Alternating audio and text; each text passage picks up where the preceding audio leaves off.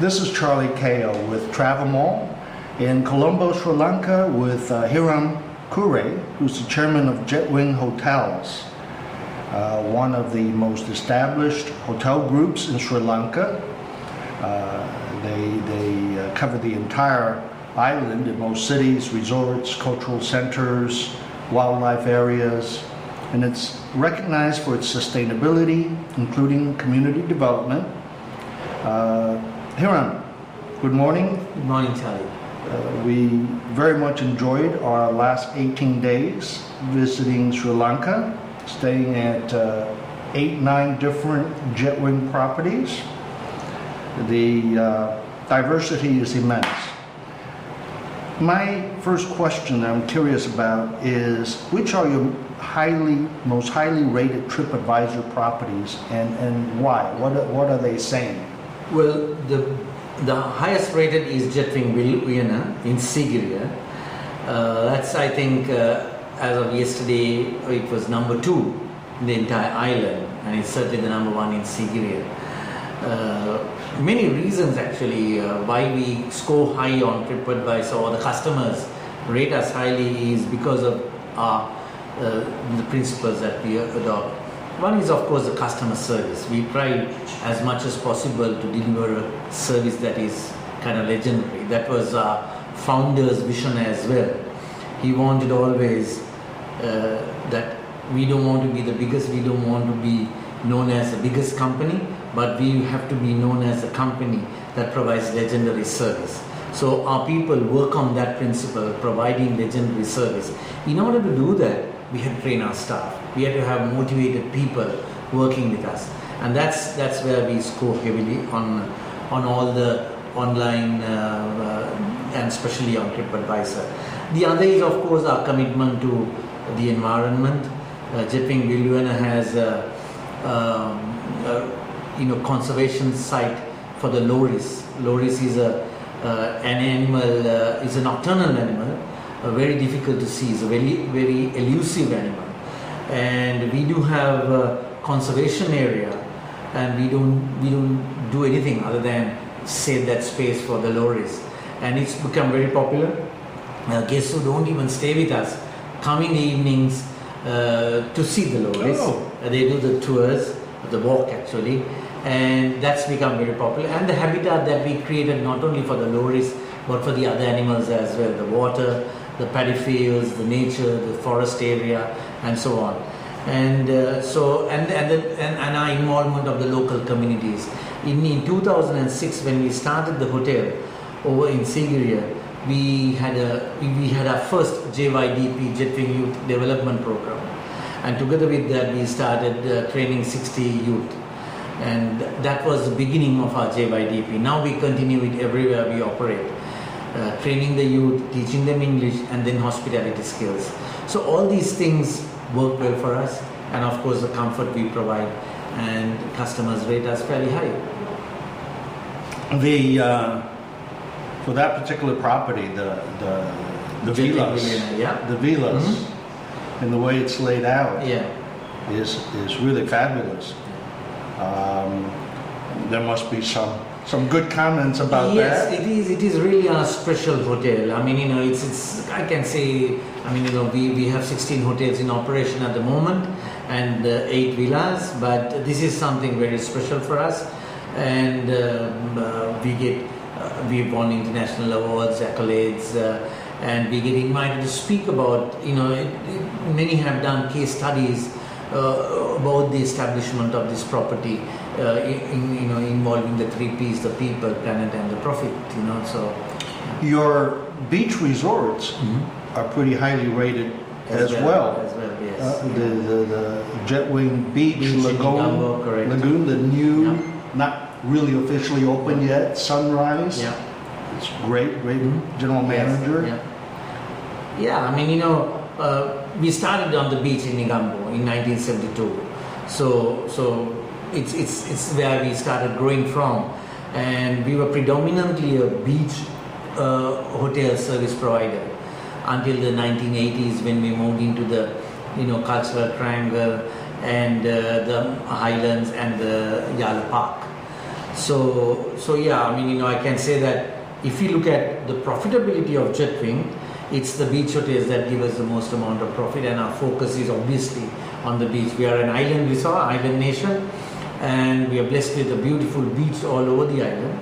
And I think the beach tourism will continue to grow, and so we focus a lot of our attention on that. Well, of course, the European guests, and you get a lot of them, Yeah.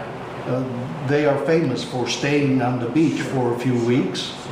Our last property last night, I hear Germans stay there Right. 3-4 weeks. Yeah. My goodness. As an American, of course, we tend to tour around more Right. and wouldn't come to an island 20-hour flight, which is very close, really, and stay on the beach. What some of them do is they do the tour. For the first time visitors would do the tour, so they'll see the cultural highlights, they'll see the religious highlights, they'll see the tea plantations, they'll see the wildlife parks, and then they rest on the beach.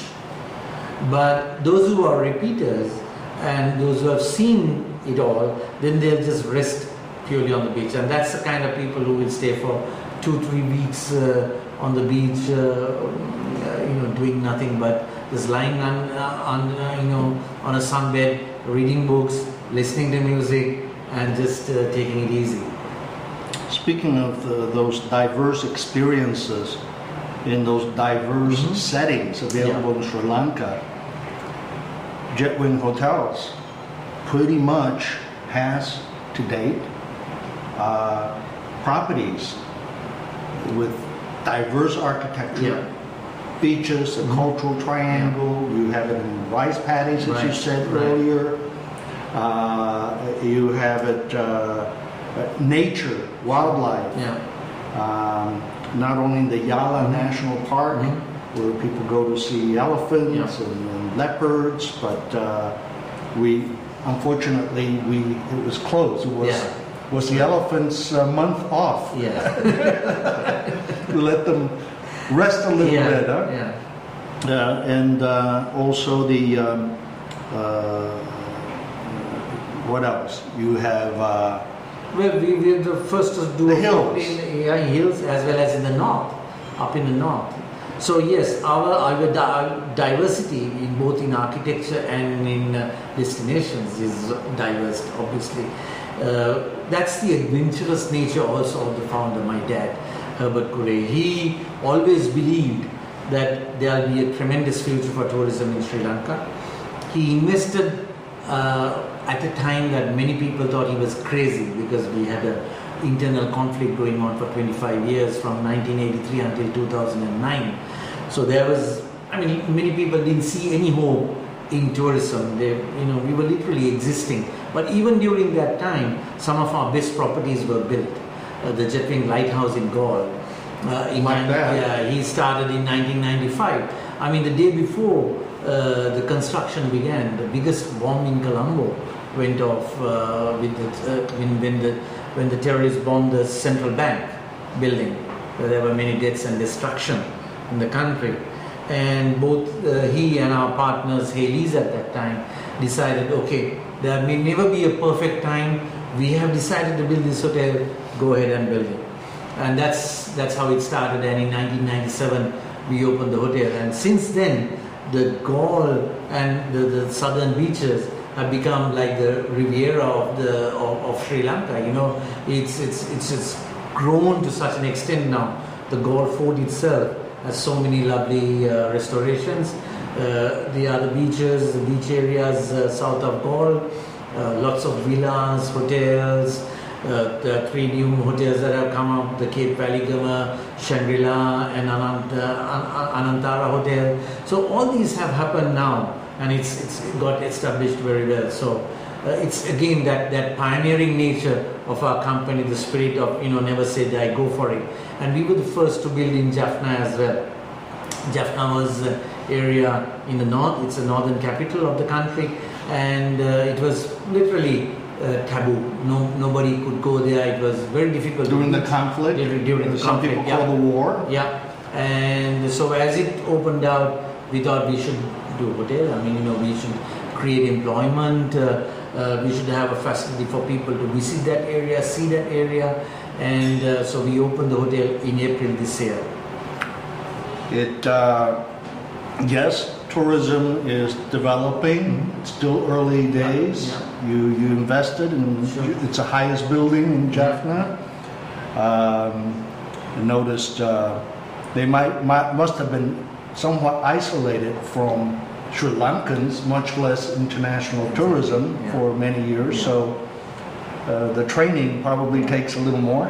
Yeah, I mean the kids we have working in Jaffna, in Jetwing Jaffna, is fabulous. We got assistance from the German government and the Sri Lankan government to carry out a training program. So about a year before we started the hotel, we started training them in a town area called Karenaga, which is north of Jaffna city. And 69 of them were trained.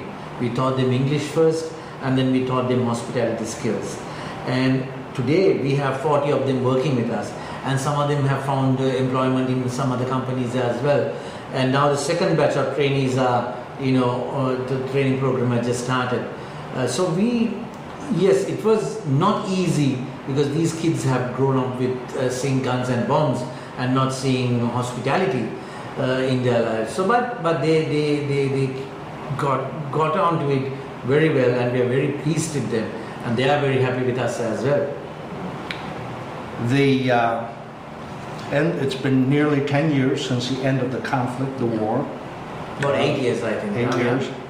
Many, as you just listed, many international hotel groups are building or have opened, or the Myriad even is opening shortly. Yeah. Where is this growth going? Well, I think it's an interesting question, Charlie. We realized that with the end of the conflict, that the international brands will come, and we wanted them to come as well, because companies like us, John Keys at King Spence, who are probably the leading Sri Lankan-based tourism operators, cannot take it all by ourselves. We need the assistance of the big networks like Marriott, Hyatt. Their international marketing. They're global, Shangri-La, and so on. So it's important for us to have them here. What we discussed internally was, we told our team, look, we have 5 years to get ready. They'll take 5 years. I mean, the time is up now. Shangri-La has opened, Marriott will open soon, and we got ourselves ready. I mean, we invested more on our properties, existing properties as well as the new ones. We trained our team more, our associates more. You met Robert, we have a French director of operations. So we got some international help as well, who have worked for international chains. So they will come in with their expertise, train our staff. We had a group chef who came and worked on the dining aspect, experiences. So I think we are ready now to swim with them, to be with them. We decided if we are not ready, then we will fall behind. So, but we will come them, and we need their support. We'll work with them, and ready to take the battle on. Because finally, I don't think we'll become competing with Marriott or with Shangri-La or with any of the local chains. Our competition is outside. We need more people to come to Sri Lanka. Last year we had 1.8 million tourists. This year we might just cross over the 2 million mark, right? But we can have more tourists, provided we do it in a sustainable way, without hurting our national, assets, both the cultural as well as natural assets. If we don't, if we manage them well, then we can have more tourists coming here, and that means more opportunities for hotel operators, transport operators, and travel agencies. In the last 5 years, how many properties did you open? You have 25 now. Yeah. We had about 14, 15 by the time the war ended. Okay. And now we've gone up to 25. And in the next few years, how many do you think? We will probably do about, we're opening 3 hotels by December this year. That's in Colombo, Dambulla, and in Panadura. And next year we will open a property in Arugambe in Portugal. And then we have plans to do Kandy and Trincomalee, and another one in Unawatuna. So another 4 more within the next 2 years that we will open.